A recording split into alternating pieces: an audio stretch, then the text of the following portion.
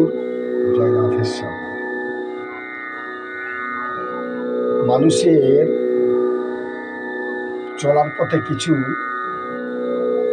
কথা জেনে রাখা ভালো। সেগুলো হলো,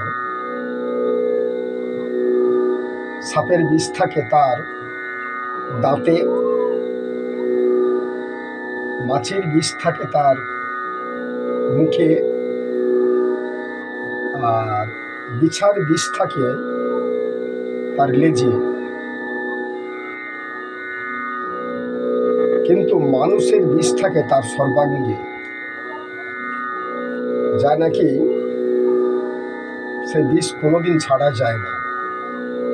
তাই যারা সাপের ন্যায় যায় এসব মানুষ আপনার সঙ্গে অভিনয় করছে, তাদের থেকে আপনি দূরে থাকুন।